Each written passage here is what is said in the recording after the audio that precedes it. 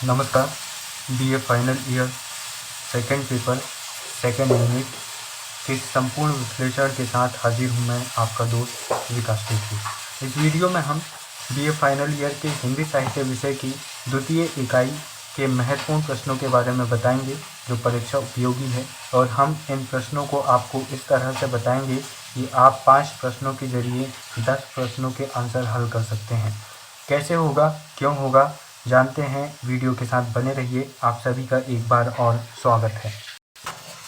पहले मैं आपको 5 महत्वपूर्ण प्रश्न समझा देता हूं, उसके बाद मैं इसको 20 या गाइड से आपको दिखा दूंगा। दोस्तों, पहला प्रश्न बनता है सेकंड इकाई में, जयशंकर प्रसाद की नाट्य कला पर निबंध लिखिए या इनकी नाट्य कला का महत्व बताइए, विशेषताएं बताइए। दोस्तों, यह प्रश्न इस तरह का प्रश्न है कि जयशंकर प्रसाद ही नहीं, अगर कोई दूसरा राइटर भी हो या फिर कहें कि आप नाटक की विशेषताएं बताइए, आप उपन्यास की विशेषताएं बताइए, तो इनका आंसर सेम होता है और बड़ी आसानी से लिखा जा सकता है। जैसे उदाहरण के लिए जयशंकर प्रसाद के स्थान पर आ गया कि महादेवी वर्मा के नाट्य कला की विशेषताएं बताइए, उनके नाटकों का महत्व बताइए, तो आप इन्हें लिख सकते हैं। 10वीं की मैडम की बहुत कृपा रही कि उन्होंने जो पढ़ाया वह आज भी याद है, और उन्होंने जो शॉर्टकट ट्रिक हमें बताई थी वो बहुत ही महत्वपूर्ण है, और मैं आपको भी बताता हूँ, आपको भी मज़ा आएगा। ये शॉर्टकट ट्रिक है कचक दे भाऊ। क्या है? कचक दे भाऊ। आपको इस तरह से एग्ज़ाम पेपर में तो नहीं लिखना है आंसर शीट में, लेकिन आपको याद रखना है शॉर्टकट ट्रिक, और इसके ज़रिए इसके सभी बिंदु बन जाएंगे। क से बनेगा कथोपकथन संवाद, यानी कि जिस राइटर के विषय में आप लिख रहे हैं उसकी रचना का संवाद कैसा है। आपको उसकी रचना अगर आपने पढ़ी होगी तो आप आसानी से उसका संवाद कैसा है लिख सकते हैं, या फिर रचनाकार को देखकर आप मन से भी लिख सकते हैं। जैसे जयशंकर प्रसाद की बात करें तो ये छायावादी कवि है, तो स्वाभाविक है कि इसमें प्रकृति का और प्रेम का अधिक वर्णन मिलता है। दूसरा है चरित्र चित्रण, इनकी रचना में पात्र कैसे हैं और उनका चरित्र चित्रण कैसा है, ये आपको लिखना है। तीसरा बिंदु आता है कथानक, नाट्य वस्तु या विधान। चौथा बिंदु आता है देश काल या वातावरण, रचना में किस तरह का वातावरण प्रस्तुत किया गया है। पांचवा बिंदु भाषा शैली, किस तरह की भाषा शैली। ज़्यादातर राइटर्स की रचनाओं में मधुर भाषा शैली मिलती है, बहुत कम कठोर भाषा शैली का प्रयोग करते हैं। खासकर छायावादी कवि तो प्रेम की बातें करते हैं, तो इनकी भाषा शैली मधुर ही होती है। छठवां बिंदु आता है उद्देश्य, की इनकी रचना का उद्देश्य क्या है। और सातवां बिंदु अभिनेता। अभिनेता मुख्य रूप से नाटक की जब विशेषताएं लिखते हैं या फिर किसी के नाटक कला की महत्व के बारे में वर्णन करते हैं तो अभिनेता भी आता है, क्योंकि नाटक जो होता है इसे प्रस्तुत किया जाता है, जब इसे मंच में प्रस्तुत किया जाता है तो इसमें अभिनय किया जाता है उसके बारे में, तो यहाँ पर एक विशेषता अभिनेता नाटक की बन जाती है। तो दोस्तों, उम्मीद है ये आपको प्रश्न समझ में आया होगा। अगर क्वेश्चन पेपर में किसी भी कवि के या किसी भी रचनाकार की नाटक की विशेषताएं पूछे, या फिर इनमें से कोई भी नाटक, कहानी, उपन्यास, एकांकी, रेखाचित्र, संस्मरण, जीवनी आदि किसी की भी विशेषताएं पूछे, तो आप कचक दे भाव का इस्तेमाल करके अच्छे अंक प्राप्त कर सकते हैं। अब देखते हैं हमारा दूसरा प्रश्न। जो दूसरा प्रश्न बनता है यहाँ हिंदी साहित्य से, वह दूसरा प्रश्न आता है आषाढ़ का एक दिन। यह जो मोहन राकेश का नाटक है आषाढ़ का एक दिन, इसके बारे में मैं आपको थोड़ा बताना चाहूँगा। वर्ष 1959 में मोहन राकेश ने आषाढ़ का एक दिन नामक नाटक इनका प्रकाशित हुआ था, और उस वर्ष का नाटक श्रेष्ठ नाटक संगीत अकादमी पुरस्कार इस नाटक को दिया गया था। 1950 के बाद से आधुनिक हिंदी साहित्य का युग प्रारंभ माना जाता है, और ये आधुनिक हिंदी साहित्य के रचनाकार रहे हैं, और ऐसा माना जाता है कि आधुनिक हिंदी साहित्य का इनका जो नाटक है या पहला नाटक माना जाता है आधुनिक हिंदी साहित्य का। आषाढ़ का एक दिन के ऊपर एक फिल्म भी बनी है जो वर्ष 1971 में आई थी, उसका नाम भी आषाढ़ का एक दिन है, और वह फिल्म भी इतनी फेमस रही कि उसे भी फिल्म फेयर अवार्ड और काफ़ी सारे अवार्ड मिले। इस तरह आप देख सकते हैं कि आषाढ़ का एक दिन कितनी रोचक कहानी होगी। इस कहानी के विषय में बताऊं तो ये प्रसिद्ध कवि कालिदास जी के विषय में है। आप इस कहानी को जब पढ़ेंगे तो आप पाएंगे कि कालिदास जी इसमें बिल्कुल भी महान नहीं हैं, उनके महान बनने से पूर्व की कहानी इसमें बताई गई है। खासकर उनकी लव स्टोरी के बारे में इसमें बताया गया है।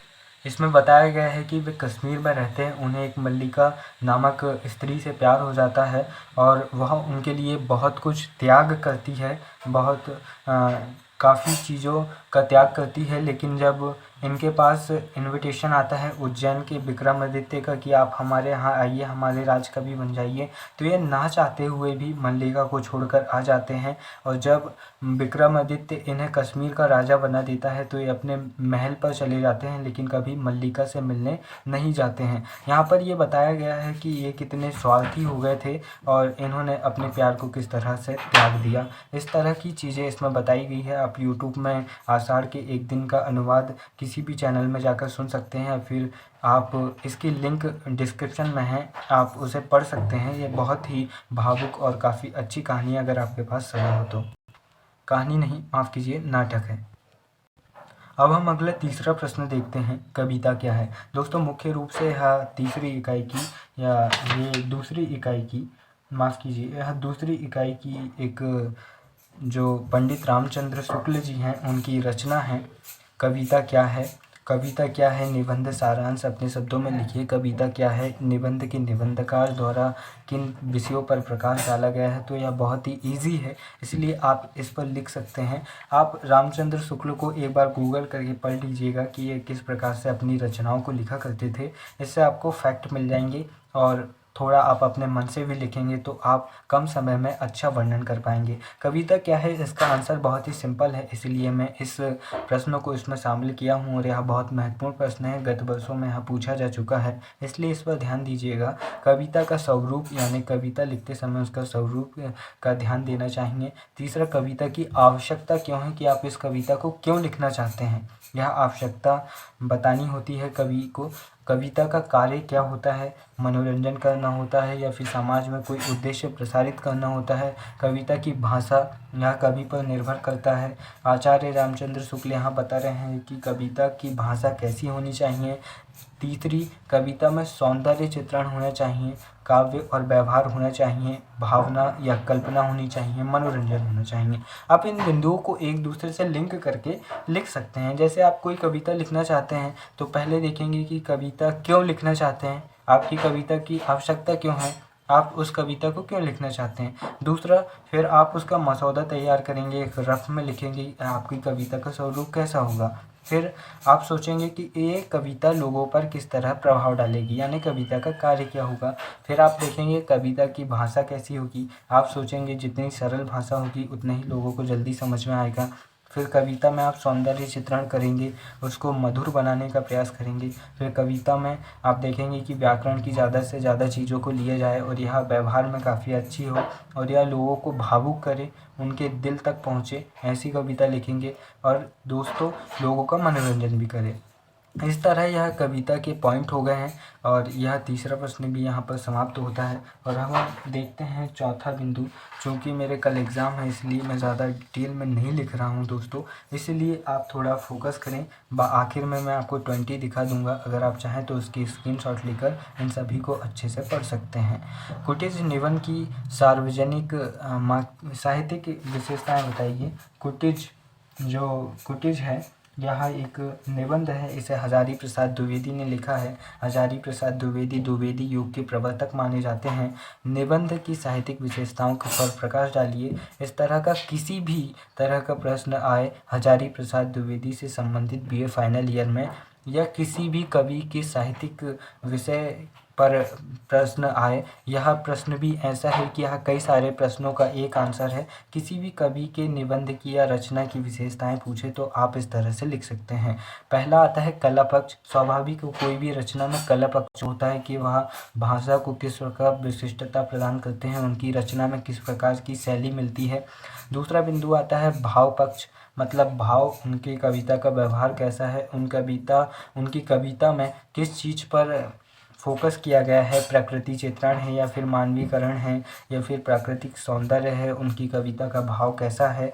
और आखिरी में आप एक उपसंहार करके बिंदु लिख सकते हैं। दोस्तों अब हम पांचवा प्रश्न देखते हैं। पांचवा प्रश्न जो है, संबद्धसर निबंध की विषय वस्तु की विशेषताओं पर प्रकाश डालिए अथवा संबद्धसर निबंध की भाव पक्षीय और कला पक्षीय विशेषताओं को अपने शब्दों में लिखिए। मैं इस निबंध के बारे में बता दूं कि ये निबंध अज्ञेय द्वारा लिखा गया है, जिनका पूरा नाम सच्चिदानंद हीरानंद वात्स्यायन अज्ञेय है और वे छायावाद के 4 स्तंभों में से एक कवि है, जिनमें प्रसाद पंत निराला अज्ञेय आते हैं। दोस्तों, अज्ञेय की यह प्रमुख रचना है और इसमें वे हम जैसे युवाओं के विषय में काफ़ी महत्वपूर्ण हमें मोटिवेशन देते हैं। अगर आपके पास समय हो तो आप इस संबद्धसर निबंध को पढ़ सकते हैं। इसमें अज्ञेय युवाओं को कहते हैं कि क्या आपने कभी सुबह उगते हुए सूरज को देखा है, जो अपनी रंगीन किरणों को धरा पर बिखेरता है? क्या आपने कभी ओस की बूंदों को घास पर गिरते हुए देखा है, जो हीरे की तरह मोती की तरह चमक उठती है? ये कहते हैं कि जब मैं सुबह निकलता हूँ टहलने के लिए, तो मैं केवल सड़कों को नहीं नापता, बल्कि मैं प्रकृति को निहारता हूँ जो मुझसे प्रेम कर रही है। इस तरह की बातें अज्ञेय कहते हैं, इसलिए आपकी इनकी रचना आपको काफ़ी मोटिवेट करेगी। सुबह उठने पर आप पढ़ सकते हैं। और बात करें इस प्रश्न की, तो अगर किसी और कभी कभी पूछता है कि आप इनका भाव पक्ष या कला पक्ष लिखिए, तो आप इन बिंदुओं को भी उनके आंसर में चिपका सकते हैं। ये काफ़ी सटीक है और टीचर्स भी ऐसी राय देते हैं, इसलिए मैं आपको बता रहा हूँ। अगर भाव पक्ष या कला पक्ष पूछा गया तो आप ऊपर भाव पक्ष लिखकर इन 4 बिंदुओं को लिख दीजिएगा और फिर नीचे कला पक्ष हेडिंग डालकर इन 4 बिंदुओं को लिख दीजिएगा। और अगर भाव पक्ष या कला पक्ष नहीं पूछा तो आप सीधे सीधे इनमें से जितनी बिंदु आपको याद हो सके उतने बिंदुओं को लिख दीजिएगा। प्रकृति दर्शन, प्रकृति सौंदर्य चित्रण, प्रकृति प्रेम, प्रकृति व मानव संबंध, जीवन दर्शन, भाषा विशिष्टता, शैली विशिष्टता, शब्द चयन। दोस्तों, मैं ऐसे बिंदु केवल इसलिए बता रहा हूँ कि आपको मैं ये समझा सकूँ कि रटना जरूरी नहीं है, बल्कि समझना जरूरी है। आप समझ जाइए, आप कवि और उनकी रचना को पढ़िए, तो आप इनके बिंदुओं को अंदर विस्तार से बड़े आराम से और आसान से शब्दों में लिख देंगे, ताकि आपको अच्छे मार्क्स आ सकें। अब मैं आपको 20 से दिखा देता हूँ सेकेंड यूनिट को, ताकि आप और अच्छे से समझ जाएं। थोड़ा और ऊंचा कर लेता हूँ ताकि आपको थोड़ा क्लियर दिखे। ये सेकेंड यूनिट में आपको दिखाना चाहूँगा कहाँ पर से प्रारंभ होती है। पहले हम उतर जाएं। ये सेकेंड यूनिट शुरू होती है यहाँ पर से। कहाँ गए भाई साहब? स्कंदगुप्त जयशंकर प्रसाद का नाटक है स्कंदगुप्त, जो कि गुप्त वंश के अंतिम शासक रहे हैं। इनके जीवन के संघर्षों के बारे में इसमें वर्णन है कि किस तरह उन्होंने हूणों को कई बार पराजित किया। यह आप देख सकते हैं। इसके विषय में भी मैंने आपको बताया हूँ, और ये आप चाहे तो इनका स्क्रीनशॉट ले सकते हैं। आपको जिस तरह से पढ़ना आप पढ़ सकते हैं, या फिर आप मेरे समझाने में समझ गए हैं तो और अच्छी बात है। यह इसका आंसर है यहाँ तक। फिर उसके बाद में और दूसरा महत्वपूर्ण प्रश्न देखें तो यहाँ पर प्रसाद जी एक कुशल ऐतिहासिक नाटककार हैं। यहाँ पर मैंने बताया था कि और दूसरे नाटककार की भी विशेषताएं पूछे तो आप इन विशेषताओं को भी वहाँ पर चिपका सकते हैं। और अगर आप कवि के बारे में थोड़ा सा कहीं से पढ़ लेते हैं, खासकर अगर आपके पास 10th क्लास की MP बोर्ड की बुक होगी पुरानी वाली, तो उसके ज़रिए आप पढ़ सकते हैं, क्योंकि 10th की बुक की मान्यता बहुत ज़्यादा है। और MPPSC जैसे बड़े एग्ज़ाम्स में भी MP बोर्ड की 10th बुक स्टैंडर्ड का पूछा जाता है, और यह बहुत महत्वपूर्ण है। इसलिए चीज़ों को हल्के में न ले। आषाढ़ का एक दिन, इसके विषय में मैंने आपको बताया था। भारत के शेक्सपियर कहे जाने वाले कालिदास जी की ऊपर लिखी गई है, जो विक्रमादित्य के 9 रत्नों में से एक रहे हैं। उनकी लव स्टोरी है आषाढ़ का एक दिन। आषाढ़ का एक दिन हो, चाहे स्कंदगुप्त हो, या फिर इसके बाद में आने वाला संवत्सर हो, सभी रचनाओं की जानकारियों बहुत कुछ मैंने डिस्क्रिप्शन में दिया है। आप चाहे तो जाकर देख सकते हैं। ये इनके विषय में लिखा गया है। अहिंसक एवं उदार व्यक्तित्व, निर्भीक व्यक्तित्व।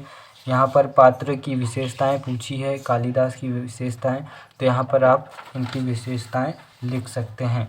साथ ही साथ यहाँ पर जो नायिका है, जिनका नाम मल्लिका है, यहाँ मल्लिका की बात हो रही है, तो आप पात्र की जो नायिका हैं उनकी विशेषताओं को भी लिख सकते हैं। यहाँ पर मल्लिका के त्याग भावना की साक्षात प्रतिमूर्ति हैं। आप यहाँ पर उनकी विशेषताओं को भी आसानी से लिख सकते हैं। ये उनकी विशेषताएं रही हैं।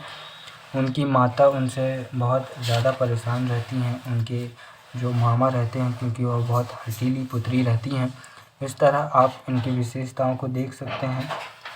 अगला प्रश्न आता है, नाटकीय तत्वों के परिप्रेक्ष्य में मोहन राकेश के एक आषाढ़ के एक दिन की संक्षिप्त समीक्षा कीजिए। इस तरह का अगर कोई और दूसरा भी प्रश्न आता है तो आप इन्हें लिख सकते हैं। जैसे कि पहला प्रश्न ही मैंने आपको बताया था कचक दे भाऊ वाला, उसी की जानकारी इसमें है, इसलिए मैं इसे आपको ज़्यादा दिखा नहीं रहा हूँ।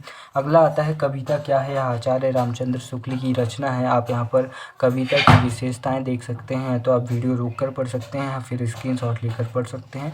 आप होशियार हैं, आपको समझाने की आवश्यकता मैं नहीं समझता हूँ।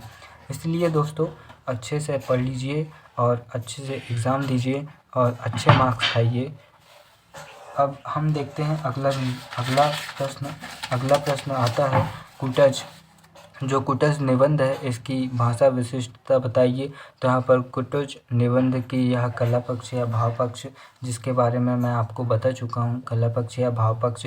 किसी भी रचनाकार की विशेषता पूछे तो आप इस तरह से भी लिख सकते हैं। मैं इसका विवरण भी आपको दे चुका हूँ दोस्तों। तो यहाँ पर ख़त्म होती है हमारी सेकंड यूनिट। एक और यहाँ पर महत्वपूर्ण प्रश्न आता है जिसके बारे में हमने बताया नहीं था। उत्तर फाल्गुनी के आसपास कुबेर नाथ राय की यह रचना है। इससे भी अगर कोई प्रश्न आता है तो आप देख लीजिएगा, कुबेर नाथ राय की रचनाओं की विशेषता। यहाँ पर ख़त्म होता है। अब हम अगले वीडियो में तीसरी यूनिट के साथ मिलते हैं।